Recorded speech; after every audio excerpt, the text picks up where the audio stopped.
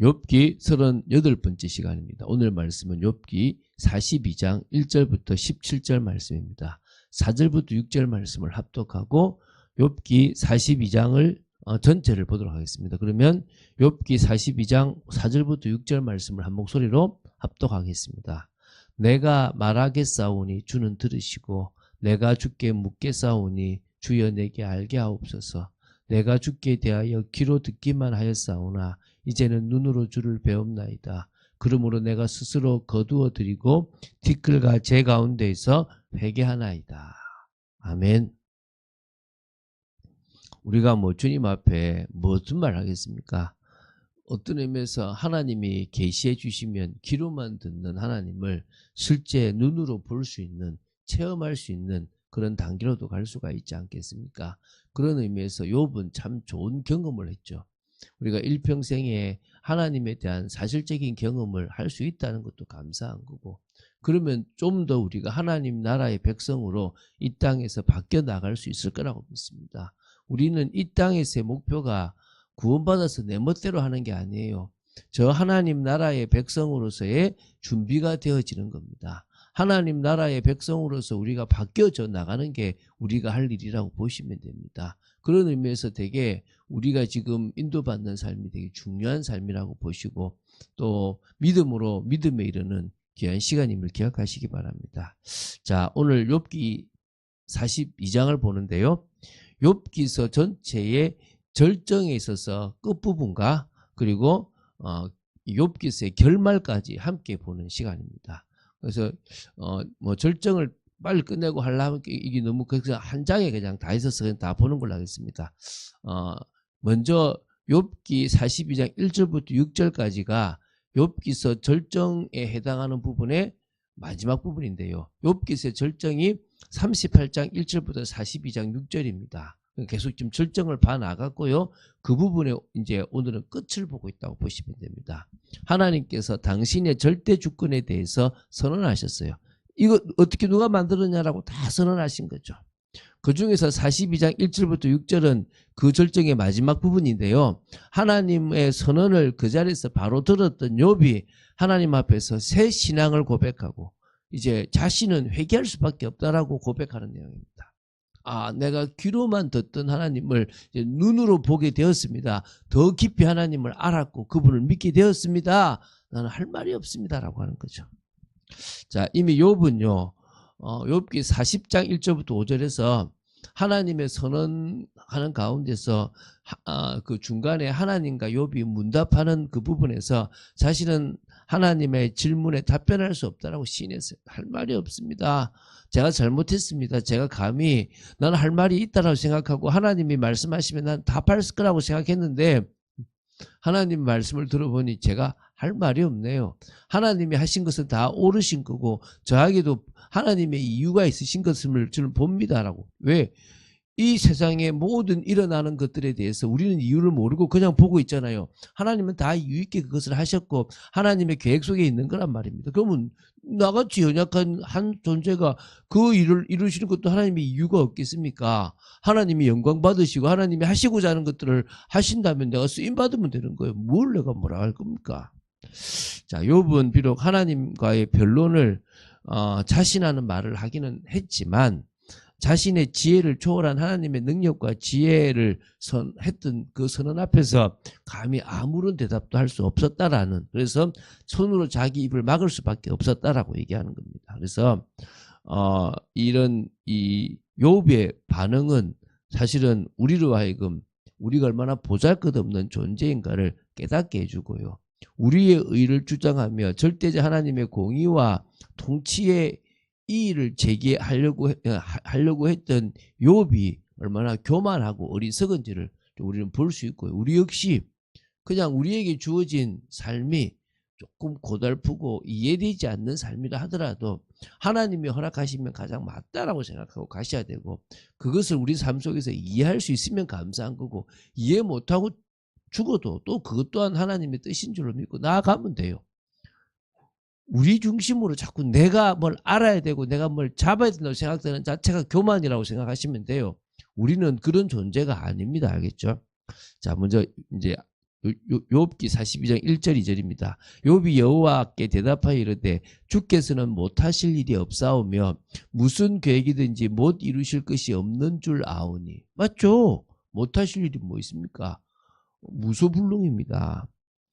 무슨 계획이든지 다 이루십니다. 머릿속으로만 있는 게 아니라 이룹니다. 즉시 이룰 수 있고 완벽하게 이루실 수 있습니다. 그러면서 이제 무지한 말로 이치를 가리는 자가 누구니까? 바로 자기라는 거죠. 나는 깨닫지도 못한 말을 말하였고 스스로 알 수도 없고 헤아리기도 어려운 일을 말하였나이다. 뭔가 내가 좀 아는 것처럼 폼 잡았는데 사실은 가만히 보니까 제가 깨닫지도 못한 일을 말한 거고요. 스스로 알 수도 없고 헤아리기도 어려운 일들을 내가 겁도 없이 말했습니다. 내가 말하겠사오니 주여, 주는 들으시고 이제 내가 주께 묻겠사오니 주여 내게 알게 하옵소서. 내가 주께 대하여 귀로 듣기만 하였사오나 이제는 눈으로 주를 배웁나이다. 그렇다고 해서 욥이 얼마나 하나님을 받겠습니까?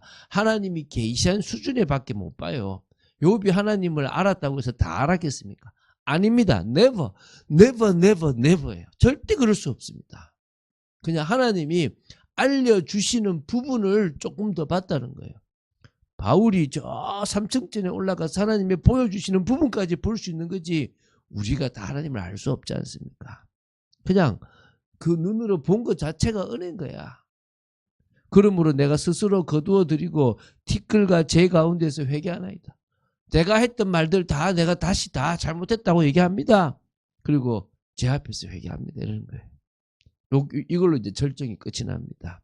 이제 욥기의 결말 부분인 욥기 42장 7절부터 17절입니다. 하나님으로부터 이유 없는 엄청난 고난과 고통을 받았던 욥이 이제 회복하게 되는 내용입니다. 물론 회복에 앞서서 그 친구들을 회개하게 하는 부분도 있기도 합니다만 어쨌든 여기서 보면은 이 결말 부분이 발단에 이르는 욥기 1장 2장의 내용과 대응을 이루는 한마디로 히브리어 원문을 보면 극시 형태로 구성되어 있는 이 시작과 완결을 만들어 놨대요. 우리는 그걸 우리 한국어로 보니까 잘 모르지만 그렇게 되어 있다고 합니다. 그래서 그렇게 이해하시면 좋겠고요.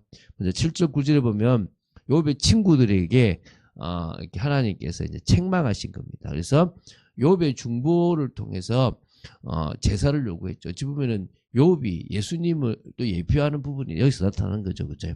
여호와께서 욥에게 이 말씀을 하신 후에 여호와께서 대만 사람 엘리바스에게 이르시되 내가 너와 내 두 친구에게 노하나니 이는 너희가 나를 가리켜 말한 것이 내 종 욥의 말같이 옳지 못함이니라. 그러니까 욥은 사실은 그렇다고 해서 욥이 불의하거나 틀린 말을 하지는 않았다는 거예요. 그냥 철없는 아무것도 모르는 그런 사람이 무식하게 했던 거지 범죄하지는 않았다는 겁니다. 그러나 욥의 세 친구들은 범죄를 한 겁니다. 그런즉 너희는 수소 7과 수양 7을 가지고 내 종 욥에게 가서 너희를 위하여 번제를 드리라. 내 종 욥이 너희를 위하여 기도할 것인즉 내가 그를 기쁘게 받으리니 너희가 우매한 만큼 너희에게 갚지 아니하리라. 이는 너희가 나를 가리켜 말한 것이 내 종 욥의 말과 같이 옳지 못함이라. 욥은 그래도 귀로만 들었던 그 하나님을 옳게 말했고 세 친구들은 틀리게 말했고요. 그래서 제사장처럼 어찌 보면 예수님처럼 중보로서 제사를 지내게 함으로 그들이 받을 벌들을 받지 않게끔 하겠다는 겁니다. 이에 대만 사람 엘리바스와 수아 사람 빌닷과 나아마 사람 소발이 가서 여호와께서 자기들에게 명령하신 대로 행하니라. 여호와께서 욥을 기쁘게 받으셨더라. 욥도 받고 이제 다 하나님께서 그 부분을 해결하게 하신 거죠.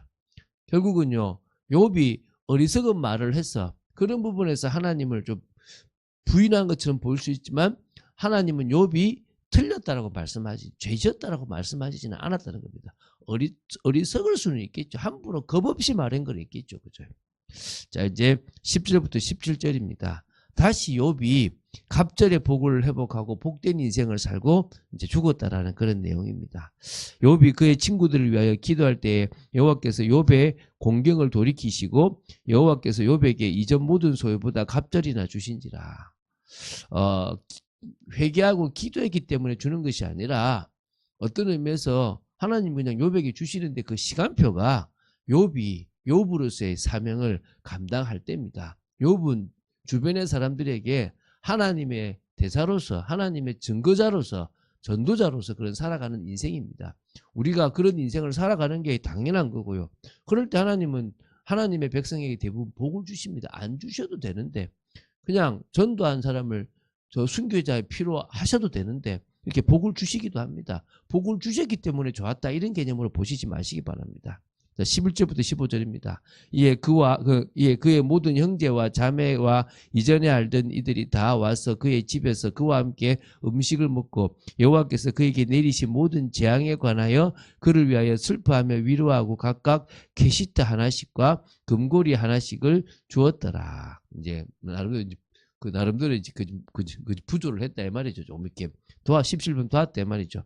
여호와께서 욥의 말년에 욥에게 처음보다 더 복을 주시니 그가 양 14,000과 낙타 6,000과 소 1,000결이와 암낙이 1,000을 두었고 또 아들 7과 딸 3을 두었으며 그가 첫째 딸은 여미아라 하여 이름하였고 둘째 딸은 구시아라 이름하였고 셋째 딸은 게렌 합복이라 이름하였으니 모든 땅에서 욥의 딸들처럼 아리따운 여자가 없었더라. 그들의 아버지가 그들에게 그들의 오라비들처럼 기업을 주었더라.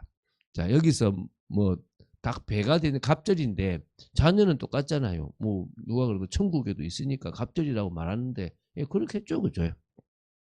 그리고 이제 그 후에 욥이 140년을 살며 아들과 손자 4대를 보았고 욥이 늙어 나이가 차서 죽었더라. 그래서 지금 대략 욥의 나이가 이때는 한 200년쯤으로 이렇게 살고 죽었지 않은, 왜냐면 이런 140년을 더 살았다라고 하니까 한 200년 정도를 살지 않았나 추정하고요. 아브라함이 175년을 살았으니까 아마 욥이 좀 더 오래 살았지 않았나라고 보고 있고요. 그러면서 이거는 말씀드리지만 욥의 신앙이 인내했기 때문에 보상 차원이 아니라 그냥 하나님은 당신이 주시고 싶은 자에게 복을 주시는데 그 사람이 바로 당신이 사랑하고 택하고 하나님의 영광을 드러낸 사람이라고 보시면 됩니다. 우리가 욥을 통해서 고난도 받을 수 있고 복을 또 받을 수 있습니다. 그러나 가장 중요한 것은 육신적으로 복을 받는 게 아니라 귀로만 듣던 하나님을 제대로 알게 됐고 저 영원한 세계를 소망할 수 있다는 것 자체가 복이라는 겁니다. 여러분이 그런 인생을 기쁨과 감사함으로 살아가게 되길 바랍니다. 내일 우리가 이제 욥기서의 어떤 결론 부분을 좀 나누려고 합니다. 그래서 욥기서를 우리가 39번에 마치도록 하겠습니다. 그런 축복을 누리는 여러분 되시기를 주 예수 그리스도님 축원드립니다. 주는 그리스도시요 살아계신 하나님의 아들이심을 고백합니다. 저희들이 또 욥기서의 결론을 이렇게 정말 또 전체를 봤습니다. 하나님 은혜 주심을 감사하고 길어 보이는 욥기서가 또 끝이 났습니다. 아버지 하나님, 저희들이 이렇게 성경을 새벽마다 일독하며 하나님의 뜻을 이루어 나가는, 또 하나님을 알아가는 저희들 되길 원합니다. 긍휼을 베풀어 주시옵소서. 주 예수 그리스도 이름으로 기도드립니다. 아멘.